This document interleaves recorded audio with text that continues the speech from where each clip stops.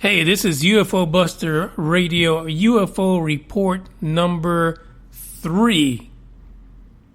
Cue the intro.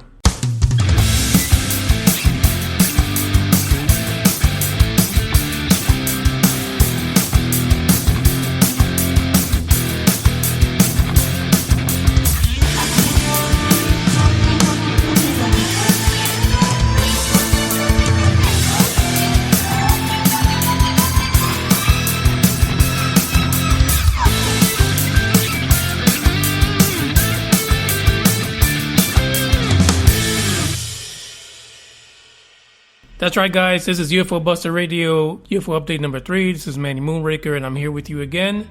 I kept my promise this time. This is show number 3.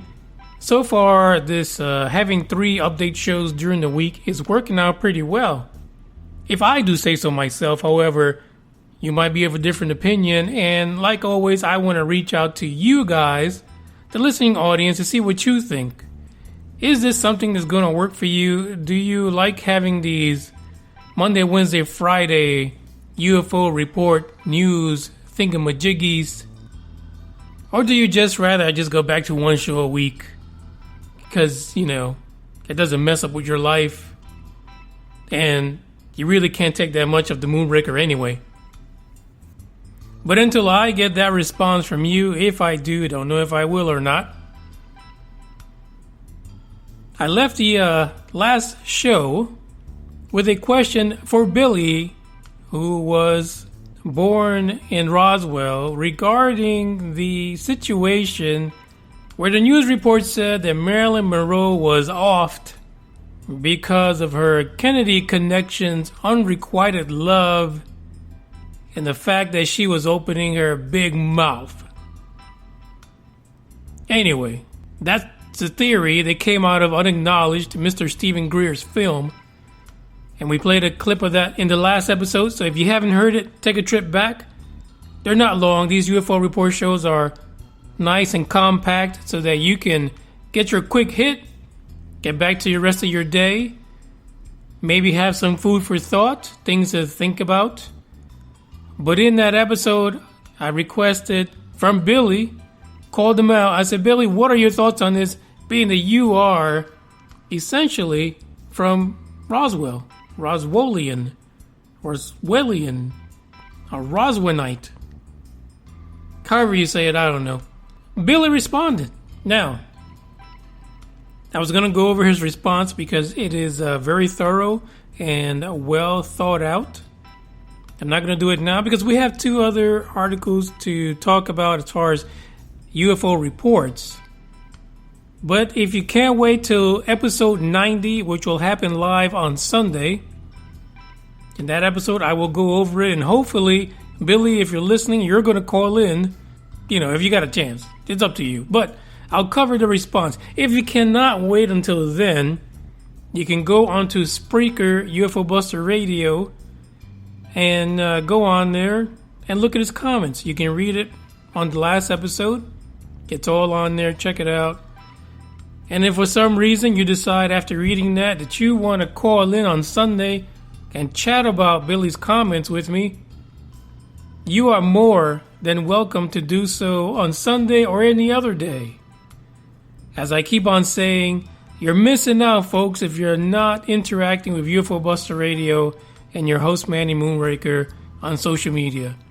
As a matter of fact, I actually received a tweet today by someone who is actually right now listening to episode 14.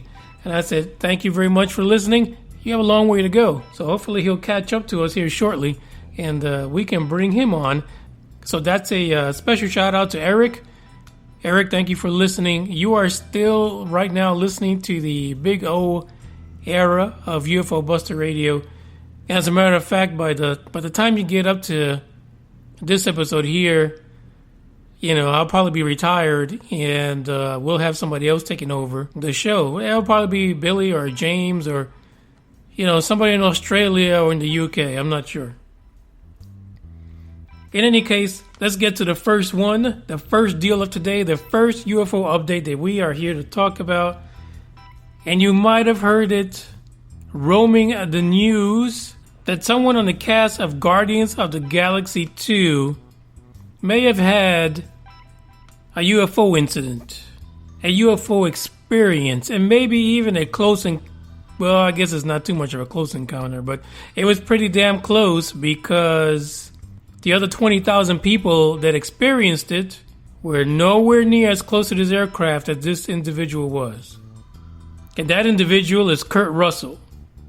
So apparently out in the UK on the BBC, Kurt Russell and Chris Pratt were conducting an interview, and lo and behold, one of the interviewers pulled out an envelope or a folder labeled Top Secret. In that folder, the individual had a report from an unnamed pilot. And the pilot happens to be Kurt Russell. So the story goes that Kurt Russell was heading to... Listen, I'm not good at telling stories, so let's go ahead and listen to the man himself. Here's a clip from the interview. Giles is here. Briefing. Oliver and I. Well, I should have read to the end. Yeah. Oliver and I were flying in. I was flying him to go see his girlfriend, and we were on approach, and I saw 6 lights over the airport in absolute uniform in a V shape, and Oliver said to me, I was just looking at him, and I was coming in. We're maybe a half a mile out, and Oliver said, "Pa, what are those lights?" And I then it kind of like came out of my reverie, and I said, "I don't know what they are." I said, he said, "Are we okay here?" And I said, "Yeah, I'm gonna call him," and I reported it. And they said, "We're not painting anything. We don't show anything." I said, "Well, okay, I'm going to declare it's unidentified, it's flying, and it's 6 objects." Mm-hmm. We landed. I taxied, dropped him off, took off, went back to L.A. Never said a word. He never said a word. I never thought of it. 2 years later, Goldie is watching a television show when I came home. Yeah. And the show is on UFOs. But as I came home, "Hey, honey, how's it going?" And I'm kind of hearing the TV going, and I stopped and I started watching, and it was on that event. Now, that was the most viewed UFO event. Over 20,000 people saw that. And I'm watching this, and I'm feeling like Richard Dreyfuss in Close Encounters of the Third Kind. It's like, why do I know this? You know what? And it's not clear to me. And finally, I said. Then they said a pilot reported it. A general aviation pilot reported it on landing. I'd never thought of it since then, and I said, "That was me. That was me." And I said, "Wait a minute. I'll go to my logbooks." So I went to my logbooks, and there was the flight at that time, and I didn't mention anything about the UFO. The fascinating part of that to me is that it just went literally out of my head. Yeah. And Oliver never mentioned it. And had I not seen that show, I'd have never thought of it again. Amazing. That, to me, was the weird part. Believe it now, Chris? Yes. Yes. I'm convinced. It's just unidentified. It's just unidentified. It's flying, and it's an object. It's an object. Yeah. Right. Moving towards you at this. We need to move on to your film now. Thank you, Giles. That's an awesome story, man. I'll see you at the funeral, Cut. Yeah. Well, yeah, exactly. Hey, man, it's your funeral. Sometime you got to talk to Goldie about her experience. So it's a lot more probing. Wasn't that great? So here we are. This was back in 1997. And now we have a movie star that's coming forward and saying, "Hey, that was me. I looked back at my logs, and guess what? It was me. I'm the one who reported seeing those lights over Phoenix on that fateful day with the other 20,000 people on the ground." What's good about his sighting is he was in the air.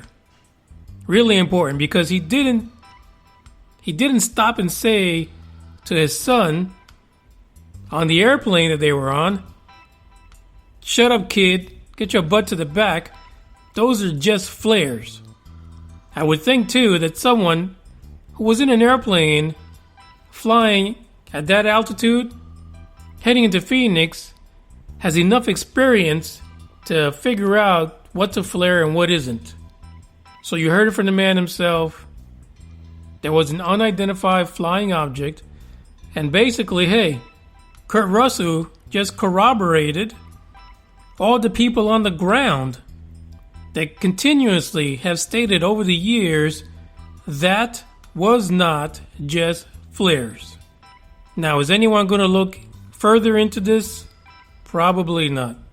And what was kind of comical about the thing is that reportedly Chris Pratt has made it a point of stating after the interview that he really didn't believe in UFOs and that he was really a skeptic, and that maybe, just maybe, there might be a hint of maybe I need to look at this a little closer, because if my co-host and an actor that I've looked up to since I was a kid actually saw one, then by golly, maybe there's something to it, because I don't think Kurt Russell is a crackpot. Well, at least he didn't think about him that way until that interview. I don't know what he thinks now. You know. And did you hear at the very end where he mentions something about Goldie Hawn getting probed? That's right. It's probing time. All right, so that's the first news article. I have a link to more information in the description. As always, take a click, give a read. If you have some feedback about what happened, you can even go on YouTube and look for the actual video clip and let me know what you think. Do you think that this is something that anyone should really make a big deal about? Or do you think it's all a bunch of hogwash? It was more a promotional stunt for the film. Coming to you from the hills of Texas right here, UFO Buster Radio is now on the air. You can visit Manny and at UFOBusterRadio.com. That's right, this is Bubba Doohickey saying, boys, squeal like a pig. Oink, oink, oink. So for article number 2, all I want to say first off is buyer beware, because this article is coming from one of our favorite people, John Austin, out of the Express UK. And the headline for this report, which actually came out about maybe 6 hours ago at the time that this podcast was recorded, exclusive, 4 fighter jets scrambled to a UFO that entered atmosphere, claims whistleblower. So according to this, one of the 4 pilots decided he didn't feel right about holding in this information about the UFO that those F-15 fighters were scrambled to intercept by the government of Singapore. The anonymous pilot claims that he has a recording of the incident and that only he is willing to come forward because the government of Singapore supposedly told him that they would all face death if they even spoke about it. And that incident there occurred shortly after they landed. He states that he has hard copies of the evidence that he would like to make it known to others. He posted this on MUFON, by the way. And he's taking according to the story and what he's saying, he's taking a lot of precautions in, number one, not sending this information over the internet, not trying to share this information through any type of channel where it could be intercepted. So the way the story goes, the Republic of Singapore Air Force was scrambled in order to intercept a strange-looking orb that kept appearing and disappearing on their radar. The individual reports that the object appeared around 5:20 in the morning, Singapore time, and was hovering around, doing its thing for about 2 hours. So, folks, this person is saying not only did the radar blip and give off an alarm that this was happening over the country of Singapore, but when they wheeled up and head up into the sky, they actually saw the object itself. So he says, with good conscience, he would reveal his name, but not over the internet, so he wanted someone to call him. So in his report, he also states that he found it really difficult to explain how the object kept appearing and disappearing and just appearing again in another part of our airspace, is what the quote says.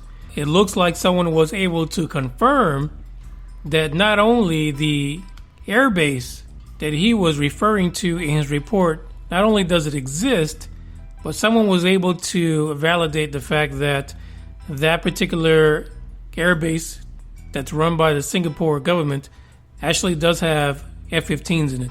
So the question still remains, is this a hoax? Is this someone just trying to pull a fast one on the UFO community? And in this article, I really have to give kudos to MUFON, even though we've had some negative news about them recently. But according to them, MUFON stated that it will investigate the claims, but has previously said that it's been hit by several hoax reports which come in from all around the world. So they themselves are having a bit of a skeptic approach to this. And I'm sure that until they see the actual physical evidence that this individual wants to provide, they're not going to really give it a yay or a nay. Which really, hey, that's the way it is. That's the world we live in. Very easy to hoax. And even if this individual gives over, let's say, video evidence of what happened, the question is then, was this a video that someone doctored up through special effects? So there you go. The link to the article is in the description. I'm sure you can go to MUFON. If it hasn't been longer than 20 reportings, you can go to MUFON and see the actual report. Otherwise, you need to pay. Plain and simple. You want to play, you got to pay, folks. That's the MUFON motto. It's not about identifying the truth. It's about pay to play. So with that, this is the report number 3 for you for this week, Friday, May 26, 2017. I'll check you guys out on Sunday, live episode number 90. Hasta luego.